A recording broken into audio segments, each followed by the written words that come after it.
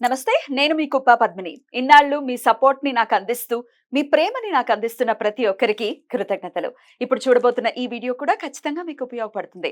Like, share and subscribe చేసి మీ ఇష్టాన్ని, అలాగే మీ సపోర్ట్‌ని నాకందించండి. అలాగే ఈ వీడియో పట్ల మీ అభిప్రాయాన్ని కామెంట్ సెక్షన్‌లో కామెంట్ చేసి నాకు తెలియజేయండి. నమస్తే. నమస్కారం. రేపటి విశిష్టతని ఒకసారి చూద్దాం. రేపు 21వ తారీఖు సెప్టెంబర్ నెల 2024వ సంవత్సరం శనివారం. శ్రీ క్రోధినామ సంవత్సరం దక్షిణాయనం వర్ష ఋతువు. రేపు భాద్రపద మాస బహుళపక్ష చవితి తిథి సాయంత్రం 6:13 వరకు. తదుపరి పంచమి తిథి భరణి నక్షత్రం రాత్రి 12:36 వరకు. తదుపరి కృతికా నక్షత్రం. వ్యాఘాత యోగం ఉదయం 11:36 వరకు. తదుపరి హర్షణ యోగం భవకరణం సాయంత్రం 7:40 వరకు.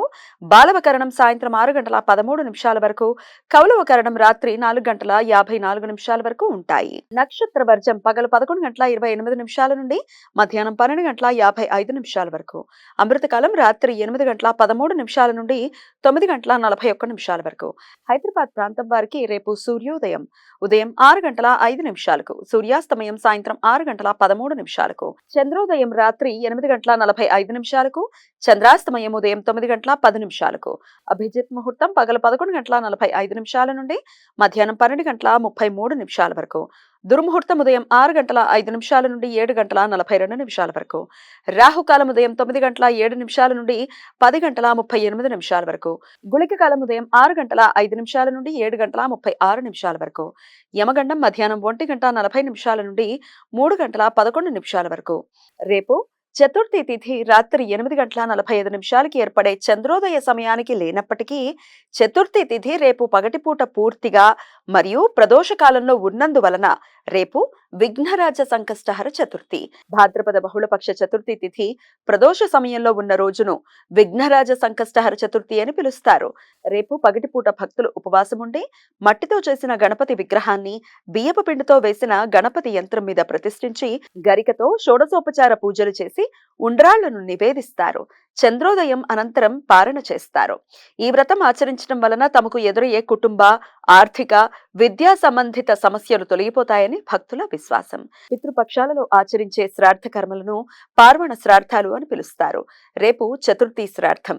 ఏ మాసంలో అయినా శుక్లపక్ష చవితి రోజు కానీ బహుళపక్ష చవితి రోజు కానీ మరణించిన కుటుంబ సభ్యులకు శ్రాద్ధ కార్యక్రమాలు నిర్వర్తించడానికి రేపు అనుకూలం. రేపు భరణి శ్రాద్ధం. దీనినే భరణి మహాలయం అని కూడా పిలుస్తారు. పితృపక్షాలలో భరణి నక్షత్రం అపరాహ్న కాలంలో ఉన్న రోజును భరణి మహాలయమని, మహాభరణి అని అంటారు. సహజంగా మహాలయ పక్షాలలో భరణి నక్షత్రం చవితి తిథి రోజు కానీ పంచమ తిథి రోజు కానీ వస్తుంది. పితృపక్షాలలో వచ్చే భరణి నక్షత్రానికి ఎక్కువ ప్రాధాన్యత ఇస్తారు. భరణి నక్షత్రానికి అధిదేవత యమధర్మరాజు అని పురాణ వచనం. మత్స్య పురాణం, అగ్ని పురాణం, గరుడ పురాణాల ప్రకారం భరణి శ్రాద్ధం ఆచరించడం వలన గయా శ్రాద్ధం ఆచరించినంత ఫలితం కలుగుతుంది అని నమ్మకం. ధర్మసింధు ప్రకారం కుటుంబ సభ్యులు మరణించిన తర్వాత మరుసటి సంవత్సరం నుండి ప్రతి సంవత్సరం భరణి శ్రాద్ధం ఆచరించటం వలన కుటుంబ వృద్ధి జరుగుతుంది అని నమ్మకం.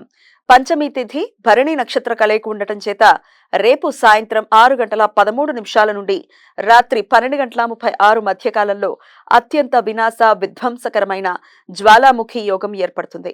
ఈ సమయంలో చేసే ఎటువంటి పనులైనా ప్రతికూల ఫలితాలను ఇస్తాయి.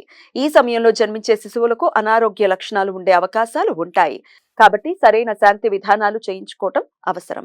నెప్ట్యూన్ రవి గ్రహాల మధ్య సమసప్తకం రేపు ఉదయం 5:38 ఏర్పడుతుంది.